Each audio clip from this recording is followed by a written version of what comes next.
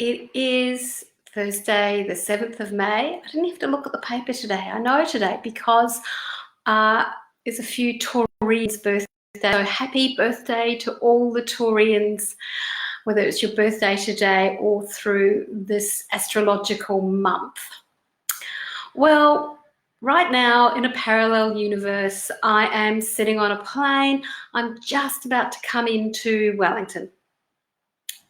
Obviously, this is trip number 4 that has been corona cancelled in the last 2 months. I was actually much more upset about this last weekend when I thought that was the weekend that a very special event was meant to be happening that I was going home for. Then today, so I've had my dress rehearsal of feeling very sad that our much planned for primary school jubilee, which was meant to be this weekend, has been rescheduled. You know, maybe if Jacinda opens the Trans-Tasman bubble, we could have it in November. Maybe the weather might be better than in May.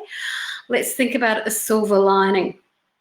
So, hello, who's just joined me on Facebook?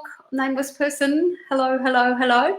So things will be different in the next couple of days, and I'll explain in a little while. But one of the things that's happening over the weekend is Mother's Day, and see, I scared that person off. It's just dropped down by a viewer. So Mother's Day is coming, and that can be really bittersweet. And I just wanted to say, firstly, hey guys, congrats to the mums out there who are probably carrying a much bigger domestic load, let alone mental load, as usual. If you've got a whole household to wrangle on top of your work or your other life, big props to you for doing this.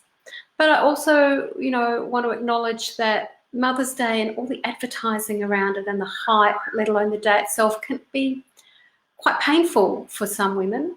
So when there's been a pregnancy loss, a neonatal death, the death of a child, whether young or adult, can happen at any time, outliving a child. When you have hoped to have had children and it hasn't happened, or you're at the coalface of reproductive technology and Mother's Day brings both hope and tears and fears. Or also for me, those of us whose mothers have died. And I had many decades while my mum was around where I was in another country to her, and I used to feel very sad, being apart on Mother's Day. So just be aware. It's a bittersweet time for many. And once again, if you are at the coal front of domesticity and you are pumping out 3 meals a day and you're in charge of the logistics to having enough food at home and the house is messier than usual and somehow it falls on you, let's hope you don't just get that day off, but you have a whole rearrangement of household chores for the coming year.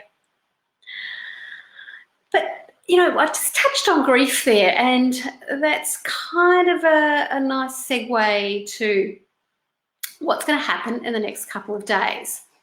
So, as I said, I was meant to be having a long weekend in New Zealand to help my dad with a few things and also to attend my primary school jubilee, which I was really excited about. I'll tell that story another time. And I realised I still had my work diary crossed out and thought, how about this is the universe telling me that I need to have a long weekend.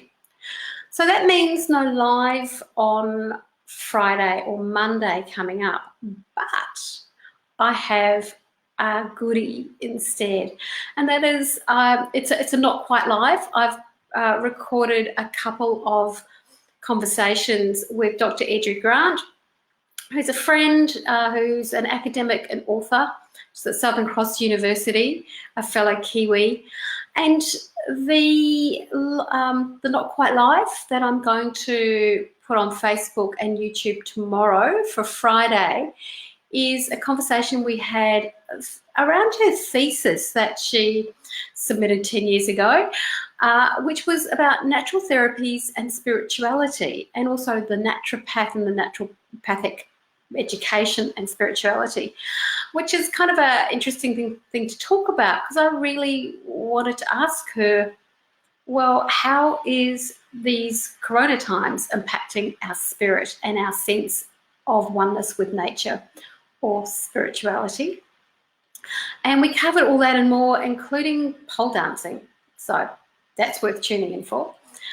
And on Monday, we're going to talk about another aspect of her work. She is an author of a very beautiful and moving and raw memoir of her journey through grief after her twin brother's death and her literal journey across the world to Iona. And so, unfortunately, we're both members of the Dead Sibling Club, and we talked a bit about grief and also linking grief back to the times that we're living in at the moment. So that's another fascinating conversation that will be uploaded on Monday. So I'm here, but I'm not here. Okay, I don't know what I'm going to be doing with my long weekend. If you've got any suggestions that don't involve housework and deep cleaning, let me know. But I just thought it was a really good time to take a little break.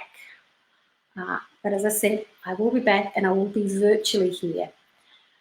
It's a Zoom holiday, I think I'm going to call it, because I've been talking so much this week on webinars and on client calls that I started to lose my voice. So time to take a little bit of a break. I hope you have a wonderful long weekend, even if it's not a long one for you. And I will be back virtually tomorrow at 1. So check the Facebook page and check my YouTube site. So YouTube, just type in Jill Stannard Naturopath.